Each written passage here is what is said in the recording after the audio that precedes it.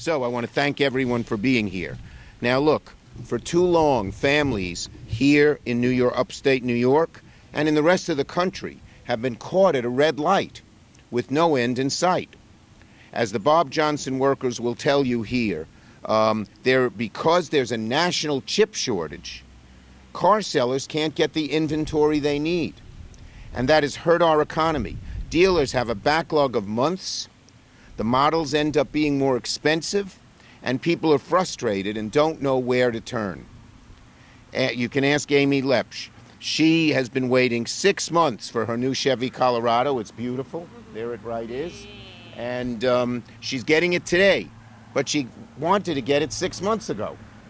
And she bought her vehicle here in February, had to wait. What's happened? Because of this, it's also caused the used car market to skyrocket in cost. Because when people can't get a new car, they go for a used car. 1/3 of the core inflation in this country last year was due to the high price of automobiles. And why is that? Because we are short of chips. These semiconductor chips, which I want to make upstate New York the center of manufacturing, but that's a separate thing. We'll get to it. This shortage of chips means that car prices go up, wait-up times go up to 6 months. So, they have it. I said it wrong. This chip shortage is driving up prices, driving up wait times up to 6 months a year to get your car, and driving Rochester families, Rochester Finger Lake families, and Western New York families up against the wall. But I come with good news. That's going to hit the gas because help is on the way to fix the national chip shortage. This week, the bill that I wrote, along with Senator Todd Young of Indiana, he's a Republican, I'm a Democrat. It was a bipartisan bill all the way. Chip shortage is not a Democratic thing or a Republican thing. It's a problem for all Americans. This bill was signed into law by the president. You may have seen I was there. I got to speak at it. I had the honor of speaking. And the bill is going to greenlight our supply chain of chips, get rid of those woes. It's going to have manufacturing of chips come back to America, no longer go to China. We invented the chip. Our American genius created it. 20 years ago, we manufactured close to half the chips. Now we manufacture around 10%. And that shortage. And it's a national security issue also because if China and the closely related island of Taiwan have all the supply of chips and they cut it off, our economy would come to a screeching halt. So this is a great day that we'll have this bill. The main reason we're in this crisis is we currently don't make chips in America. And so 75% of all the chips come from East Asia. Because of the pandemic and because we were barely able to make any domestic chips here, auto manufacturers had to halt production. There were layoffs at Tonawanda and at the Ford stamping plant also in Buffalo. I don't think Lockport had layoffs, and I know the Lexington Avenue plant, which employs 1,000 people in Rochester, didn't have layoffs, but those two plants did. But it drove buyers, as I said, to seek used cars, and that pushed the price of used cars up. So 1/3 of the rise in core inflation was due to the chip shortage based on car sales. A modern car, Arthur, I don't know if you know this, he not only has a heart and a brain and a soul, he's got 3,000 chips in there. Yeah, that too. But the modern car has about 3,000 chips, powering everything from climate control to shift timing. The newer cars have more. And our UAW folks can tell you firsthand how the chip shortages are slowing down productions. As I said, there were temporary layoffs at the Tonawanda plant in Buffalo just a few weeks ago because of the chip shortage. What does my bill do? The CHIPS Act is called CHIPS and Science Act. It provides over $50 billion in federal incentives to have the chips made here. We say not only do they have to make the chips here, but they can't make any more of them in China. And that is very, very good for America. You know what we're saying? We want to build the future in Batavia, not Beijing, in Syracuse, not Shanghai. So I wrote this legislation with upstate in mind, and because there's no place in America that stands better to benefit from making chips here in America than upstate New York. We have more shovel-ready sites, including the stamp facility right here in Genesee County, than any place in the country. We have over in Albany the center of high-end research at UAlbany, and I'm going to use my clout as majority leader to make it the center of the country with $5 billion of federal money for all of our semiconductor advanced research and development, which attracts people here. We have a great workforce here. We have great universities here. Because we have cheap water and cheap electric power, which these chip plants need as well. So you put that all together, and we are ideally suited. And now that this bill passed, I will be using my clout to try and get these people here. We've already started to see some of the incentives. I was here last month in Rochester announcing that Corning is expanding its plant, spending $139 million, employing 270 new people in good-paying jobs because they knew this bill was coming. That's on top of other expansions. Global Foundries over in Albany I helped them bring the first plant here in 2009. They are the biggest supplier of chips. They are the biggest American manufacturer of chips for automobiles. Arthur probably has chips that were made in Saratoga because they're the biggest supplier, and they're building a new plant, employing another 3,000 people and helping us again overcome this chip shortage. So and we have a new Wolfspeed opened a new plant in Utica, in Marcy actually, and onsemi acquired a fab in East Fishkill in the Hudson Valley. So the companies are seeing upstate New York as the place to be, and we hope there'll be many more. And we're fighting very hard to get one at Stamp, which is the Batavia, the Genesee County plant, and it's shovel ready and has a great opportunity. And some of the chip companies, I'm not allowed to say who, but I think our folks know, have already visited here a couple of times. The bottom line, this manufacturing chips here in New York has the potential to be our 21st century Erie Canal. The connection goes through chip manufacturing as opposed to water. Now, we did other things, and by the way, this is not going to happen immediately. Obviously, they got to build the plants, but it'll make sure this never happens again. The kind of shortage that here at Bob Johnson our people are waiting for and across the state. Once we build chips in America, no matter what happens overseas, we will have the chips here, and they will be made here.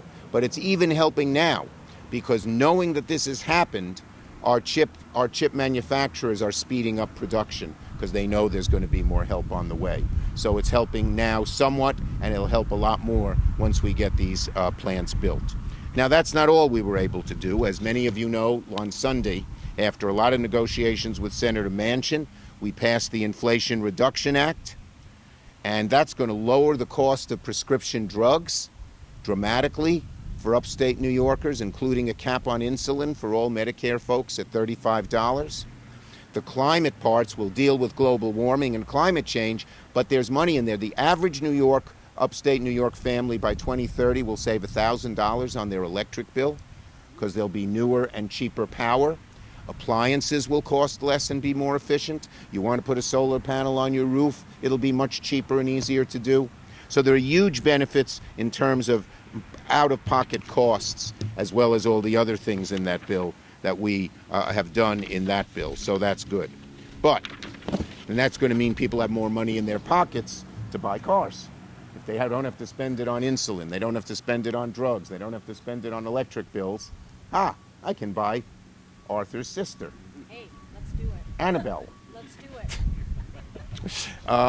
So in any case, that's great. And by the way, another thing that happened in that bill is we're encouraging electric cars. I have talked in very strong terms. I try to use my clout as majority leader to the head of GM and the head of Ford to say, when electric cars come, we want jobs here in New York, in Western New York. And already they've announced one major component of electric cars going to be made at Lockport, and that's going to bring about 280 new jobs to Lockport. I was here announcing that about 6 months ago. So we did that. So that's the bottom line here. We're going to deal with the shortage of cars by dealing with chips, because the chips are needed, And we're going to have lots of benefits for people here in Western New York and in Batavia and Genesee County. And one more announcement, not exactly on topic, but you know, I'm always trying to bring money, especially in the last few years, to the Rochester area. So I've just secured $23 million for a major expansion of the public transit at RTS, the Regional Transit Service. It's going to benefit riders across the region, and RTS has 900 employees, so it's going to help them as well. $16 million will go to build a new modern dedicated facility for RTS Access. That's RTS's paratransit fleet. $7 million, this is exciting, is going to go to the first clean hydrogen fuel cell program. RTS is going to add 5 new clean hydrogen-powered buses, 5 smaller hydrogen-powered infrastructure. And you know why that's particularly relevant? Because the largest green hydrogen fuel plant, which I helped get here, is at Stamp from Plug Power, an Albany company. They were going to move to Ohio. I said, oh, no. And they're right here at Stamp. They're going to employ 280 people. It's the largest green hydrogen fuel plant in Western New York. And by the way, they make forklifts that are hydrogen oriented, and all the Walmart. You go to Walmart, that forklift is going to use hydrogen made right here in Genesee County, no matter where in the country. So that's another announcement that I'm happy to make. Now we'll take questions on this subject. Yes, Mr. Owens. First, it's one thing to build the plants here, but they take raw materials. Are you confident the raw materials can be? Yes. One of the big selling points that we have, they go out west, they're shorts of water, and even power have shortages. We have ample water. We are blessed with good water supply, and power, because of Niagara Falls and the New York Power Authority, can offer them very cheap power, which are much needed in these plants. So, well, we have to start producing it, and the bill requires within a certain number of years that all of these products be produced here in America. We want to make, part of the bill is make it here, make all of these chips and the components of chips here in America, not in China or anywhere else. Building the plants here, it's still a global market, and the United States plans to be competitive price-wise? For sure. We make them best. The Global Foundries plant has a backlog till from Ford and GM, among other places. Sorry, I mentioned Ford. Is that all right? That's okay. They have a backlog till 2600, not that far away, 2026, and that's why they're building a new plant. Yes. Senator, and this is great news for people who think, okay, I have 3 years left on my lease, or I need a car in 4 years. Right. But the dealer standing behind you will tell you it's not an immediate fix. It's only a. What are the conversations like about access to the chips that are already out there and getting Right. those back? We are telling the chip companies they're going to come here, and you're right. The big effect will be to avoid the next problem so it doesn't happen like this when the plants are built. And they're going to be built quickly. Global Foundries expects to have its expansion, which is, as I said, the biggest. They're in Saratoga County. They are the biggest chip supplier to cars in the country. They make a certain type of chip. What's it called? I don't know. It has an adjective before it. I forgot the adjective. And so they're going to be ready in about a year or two, and that's going to help. But they're also trying to speed up production now, knowing that they can build these plants and knowing that they're going to have a lot more supply here in America. So it's going to help a little bit now, but it's really more than anything to avoid this happening again. Because of the money that you've secured for all these plants, I'm assuming there's some expectation that they supply our car manufacturers first before they make them marketable. There's provisions in there that say this has to be America first in the manufacturing, in the raw materials, and in who gets the chips.